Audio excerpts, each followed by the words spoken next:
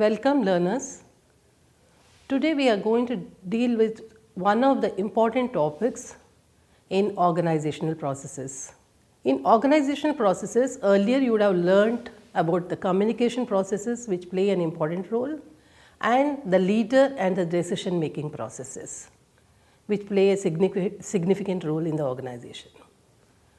Today we are going to discuss about power dynamics, how power plays an important role in the organization. Any organization for that matter can run only with power. Without power, organization cannot reach their goals and achieve their targets. So power plays a very important role in the organization. When we think of power or when we know about power, power is a kind of the work which is vested on in one person or different persons. When we discuss about power, power is distributed in the organization from top to down.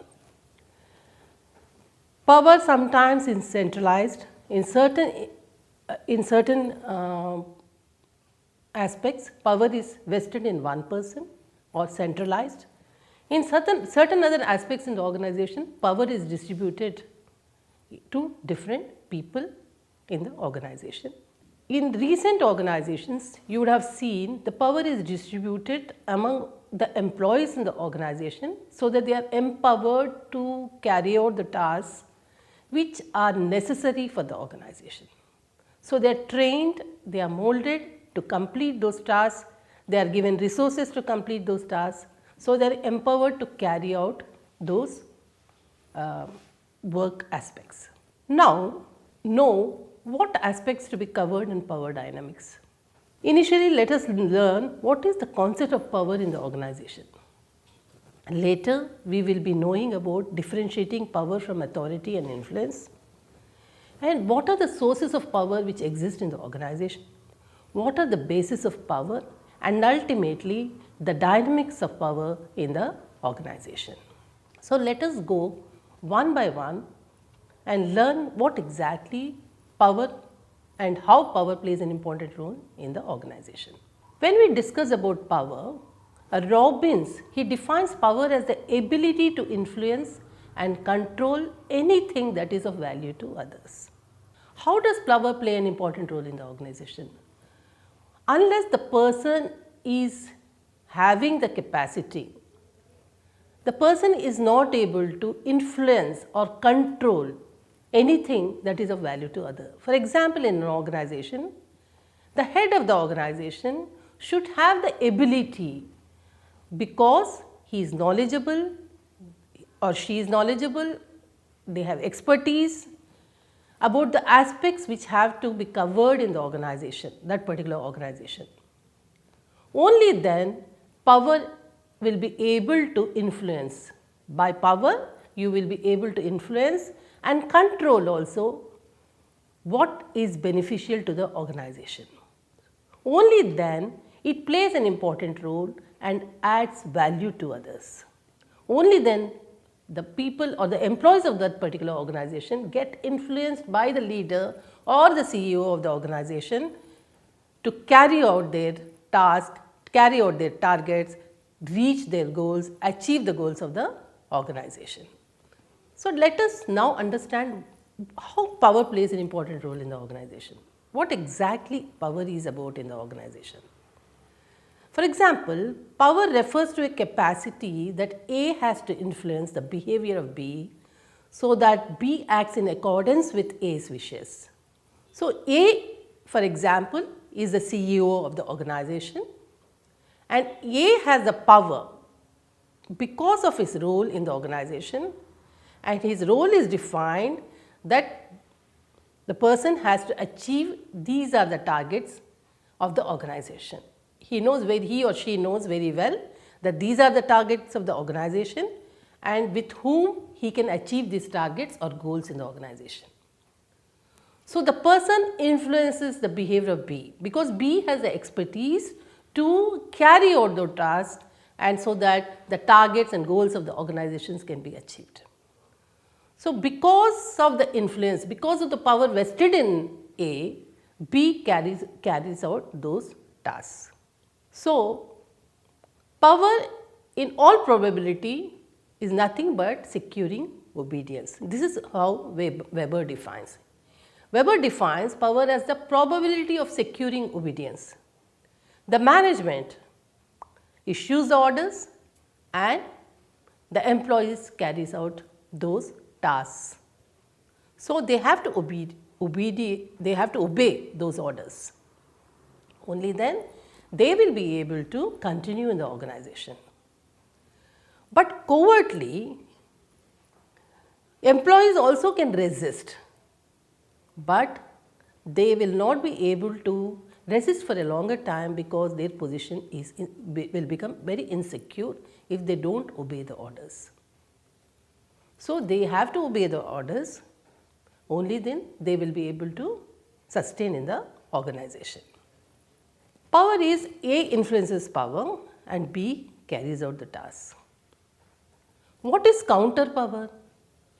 Counter power is the capacity of a person or a team or organization to keep a more powerful person or group in exchange relationship. For example, earlier you have seen A issues the order and B carries out that.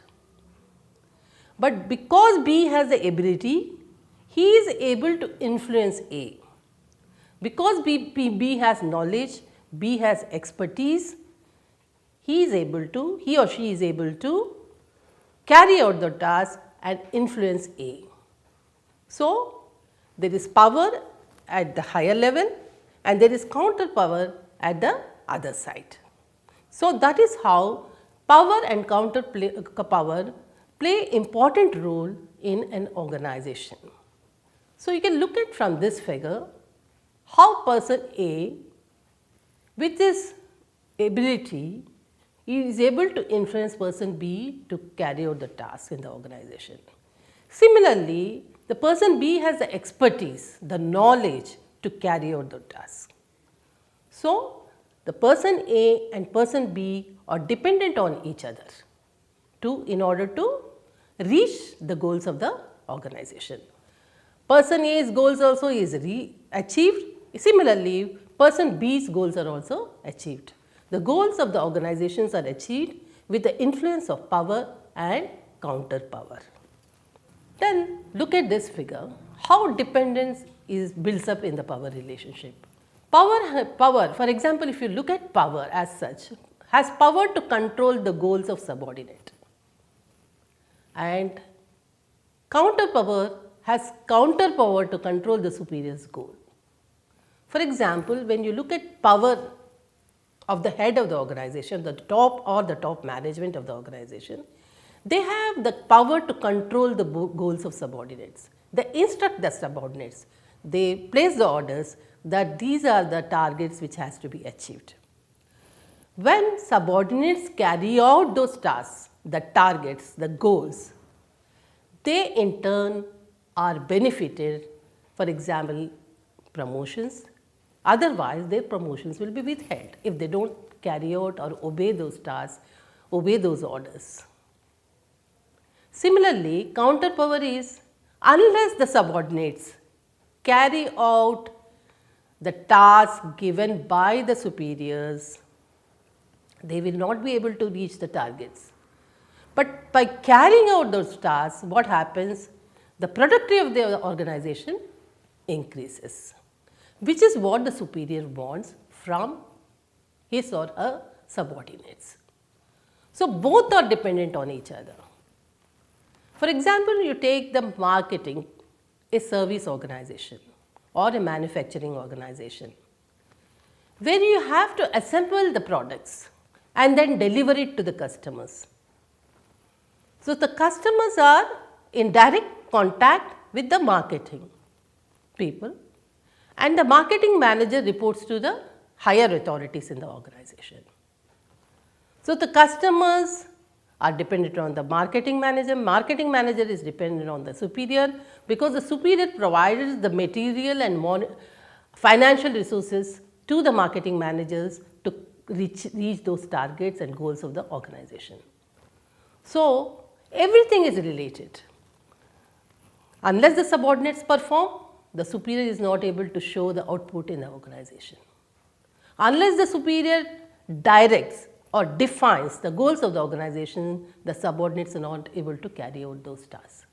So, both are dependent on each other. Power rests both on the top management as well as on the employees of the organization to reach the goals of the organization. So, both are dependent on each other.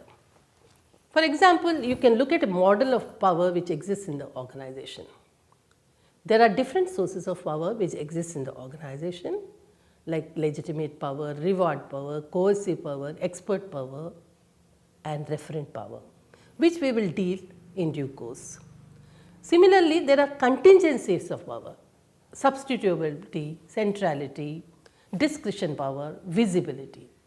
All these relates to power of the others. So, this is a model of power which exists in general within organizations.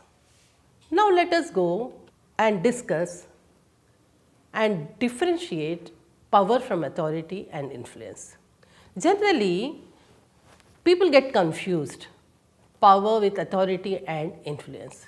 Power is the capacity to influence other, because the power, whatever power I have, because of my expertise, because of my knowledge and because I am placed in such a position, I am able to influence others to carry out the targets within the organization. When a control system is legitimized, power becomes authority. Power is nothing but, authority is nothing but legitimized power, because I am sitting in that particular position and my role is defined and I know what I have to carry out. This has been given to me by the organization. It is defined that I have to perform this role and perform these tasks. So, when it is defined and given to me, it becomes legitimized power and nobody can deny then. So, similarly, subordinates have to perform, because subordinates' role is also defined in the organization, what exactly they have to do. They have to take instructions from their superiors, they have to understand how those targets have to be achieved and what are the resources. Resources are provided to them. So, they have to utilize those resources and come out with the product in the organization. So, the power vested in that particular person, when it is defined, the role is defined, the tasks are defined, the targets are mentioned, then it becomes legitimized. When the power is legitimized, it is called as authority. So, authority is institutionalized power. So, power is the capacity to influence others, authority is institutionalized power. With the institutionalized power, the person who has been authorized to carry out those tasks will be in a position to take work from others. Influence implies persuasion. Influence, we can say, it is something like leadership. The leader is able to influence the employees to carry out those necessary tasks by which the organization can sustain or continue. So, the leader is able to influence and persuade to carry out those aspects in the organization or the task which has to be carried out in the organization. So, influence is more closely associated with leadership than power. So, a leader has to influence the organization, that the reasons for that such an organization is existing and the employees have to carry out those tasks or the goals or the targets of the organization so that the organization sustains. Otherwise, what happens? The organization will not be able to continue in future. So, we are able to know the difference between power, authority and influence. Power as it is the capacity, and when power is legitimized, it becomes authority. And influence is a quality of a leader to influence the people or the employees of the organization, so that the employees are motivated to perform and achieve the goals of the organization. What are the different sources of power which exist in an organization? Let us look at the interpersonal sources of power. What are the interpersonal sources of power which exist in an organization? Reward power, coercive power, legitimate power, expert power and referent power. Let us look at each of these power sources and how do they play an important role in the organization. Apart from interpersonal sources of power, we also have structural sources of power. Knowledge as power, resources as power, decision making as power and network as power.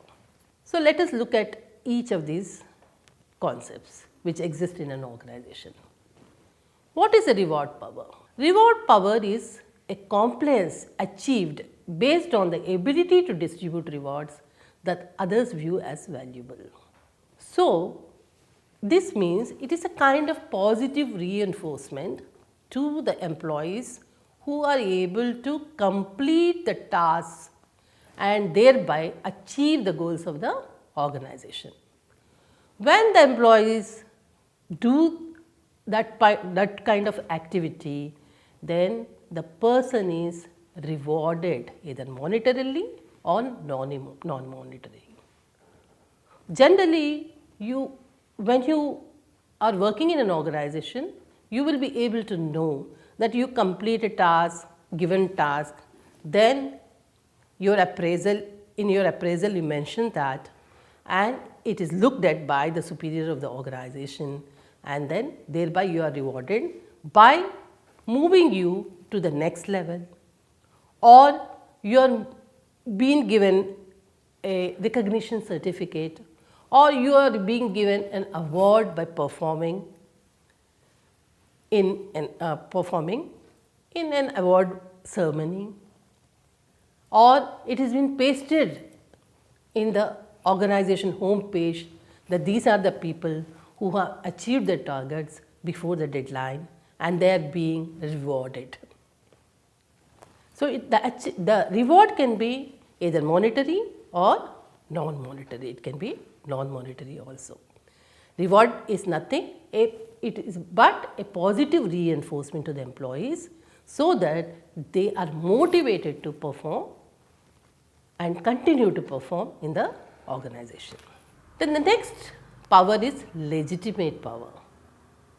What does legitimate power in an organization mean? Legitimate power is the power a person receives as a result of his or her position in the formal hierarchy of an organization. For example, a HR manager.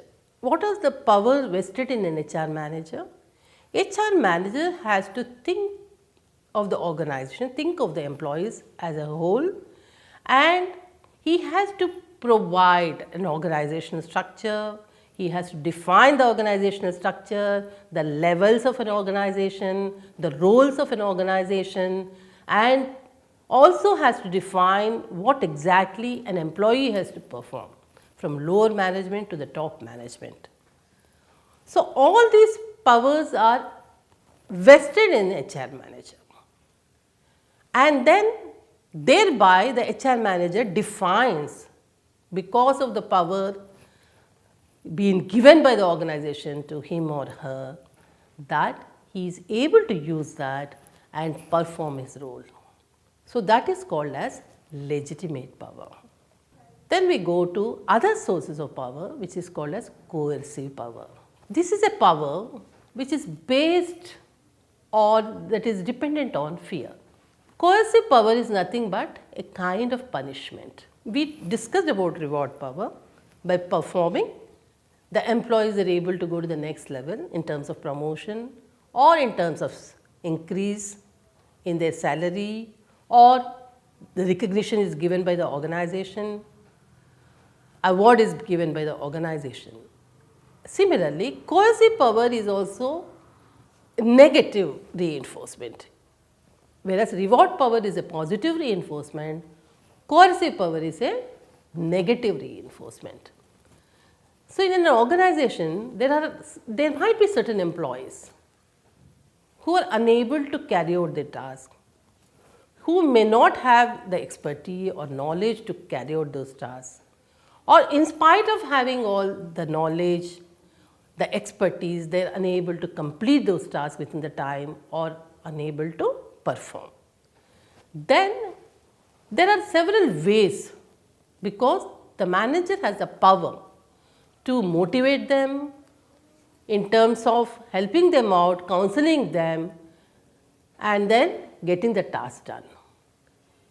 When this is also not possible, when this also is not helping the employee to perform, then the manager uses coercive power by putting down that they are not able to achieve the targets, they are not able to perform, they do not have expertise to carry out that, or not in a position to understand and also to learn. They do not have that ability to learn also.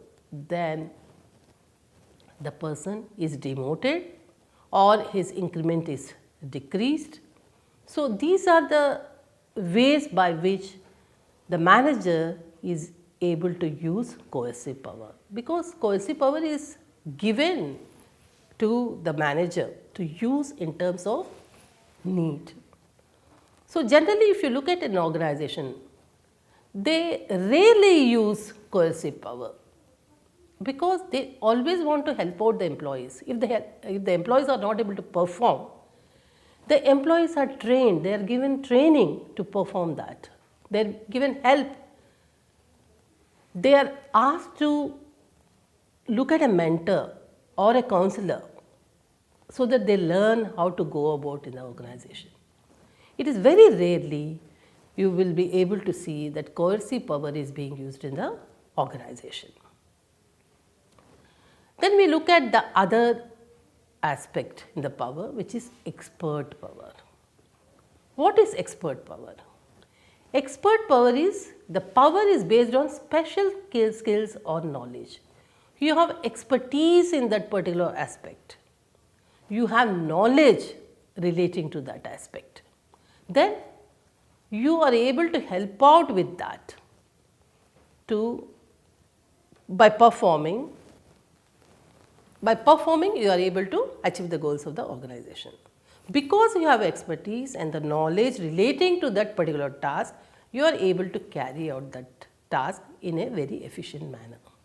So, expert power is nothing but the skills and the knowledge is there in that particular individual or a team, which is called as expert power. Expert power plays a very important role in the organization, because organization depends on the expertise and the knowledge, and those people who have expertise and knowledge, they play a very important role in the organization. So, the power is being vested in them because of their ability, their skills and their knowledge. So, the organization depends on those type of individuals, and thereby they feel more powerful. Then let us look at the other aspect of the power, interpersonal sources of power, which is called as referent power.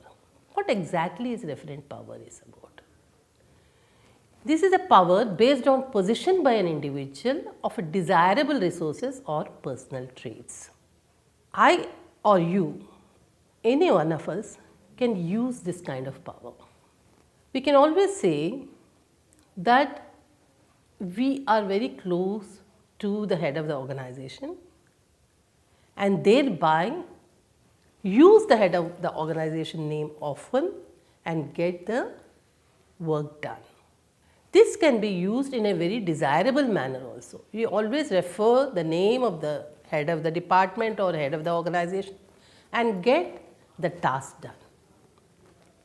So, referent power generally has to be used in a positive way. But what happens in an organization, some of the individuals, they may use this referent power in a negative way. If you use it in a positive way, then you will be able to achieve the goals of the organization in a smooth and efficient manner. But if you continue to use your referent power, then the importance of referent power diminishes. So, referent power has to be used sometimes, not all the times, so that you are able to achieve the desirable results. So far we were discussing about different interpersonal sources of power which exist in the organization. Now, we look at each of these sources of power and what are the consequences of these kinds of power on others in the organization.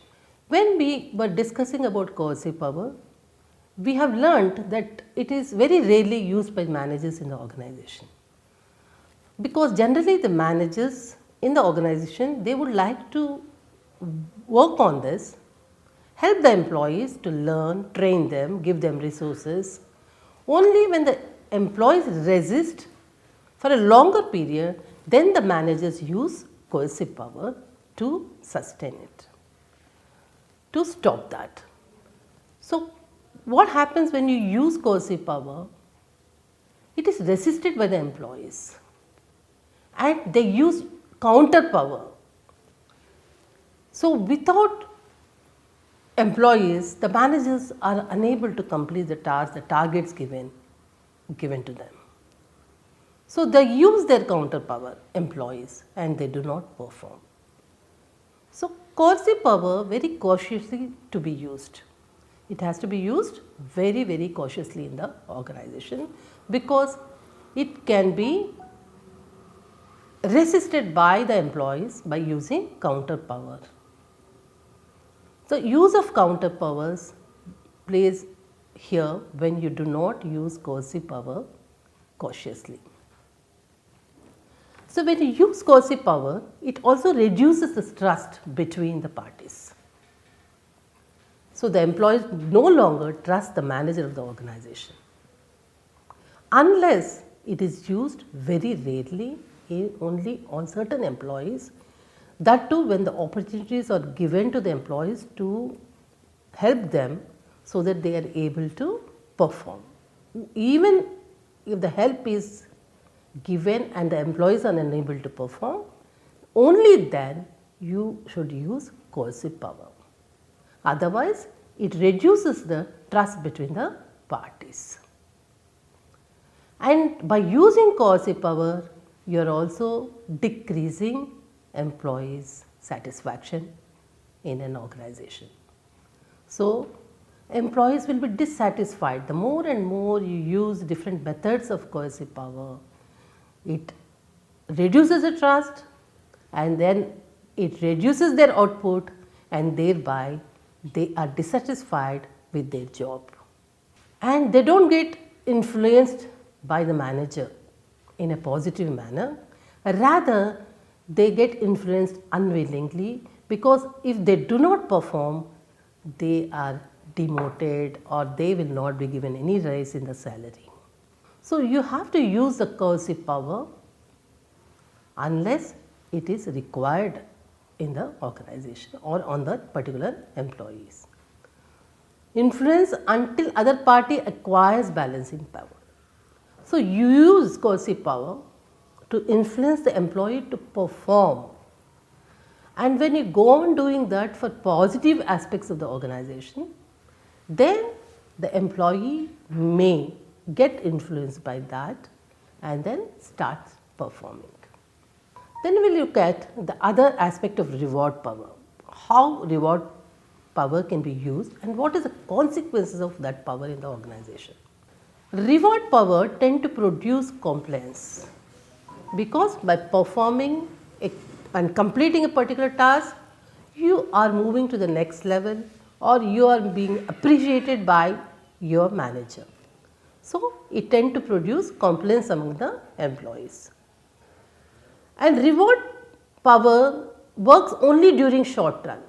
If you go on rewarding the person or the persons whenever they complete a certain targets or a product, then it will not play any kind of influence on them to perform well again, because they know automatically carrying out the routine tasks help them to achieve the targets, and thereby they are being rewarded.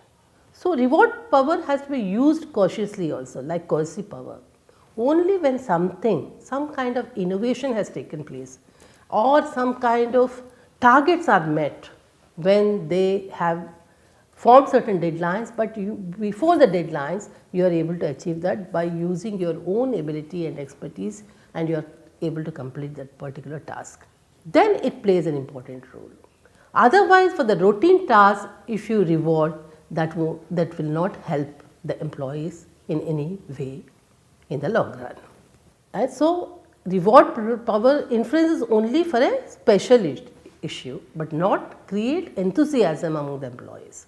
So, very cautiously reward power also has to be used on certain occasions like innovation, meeting the targets before the deadlines, and creating some kind of a product or some kind of service which was not visualized by the organization. Only then you will be able to use the reward power. If you use that particular power only on certain aspects, then it plays an important role and motivates the employees to perform better. Let us go to the next power, that is legitimate power. How legitimate power helps people of the organization, and what are the consequences if you use legitimate power in the organization? By having authority, by having the definition or the role given by the organization in your tasks, we are able to produce compliance with subsistence. You order and the subordinates perform. It works in accordance with job description and organizational rules, and it influences direct based. You order and the employees obey those orders. By having legitimate power in that particular level or in that particular role, you are able to get your things done. What is the consequence of an expert power in an organization? Expert power helps. The consequence of the power is employee commitment. By having expertise and knowledge to achieve the targets or the goals of the organization, you are able to help the organization to do better. So, then you are committed, the employee commitment is increased.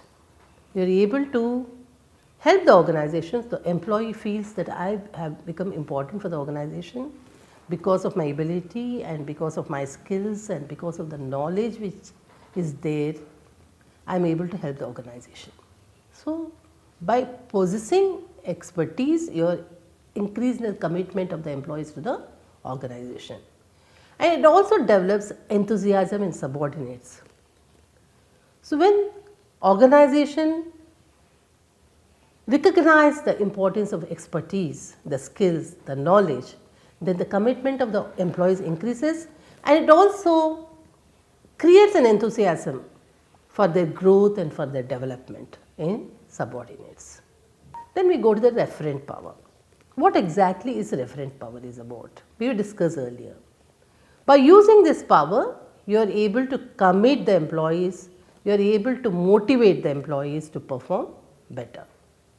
It also develops enthusiasm in subordinates and also exerts employee resources more than expected.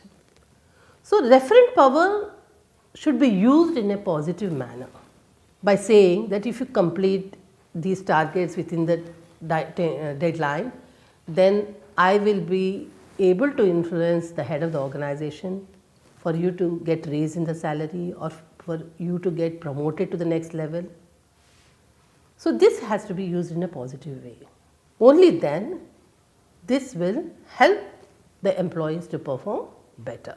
So far we have learned what exactly power is in organization, how power plays important role in the organization, and how counter power also exists in the organization, what are the different sources of power in the organization, how they influence the subordinates to perform in the organization, and how and when the different sources of power have to be used in the organization we have learned in this particular session.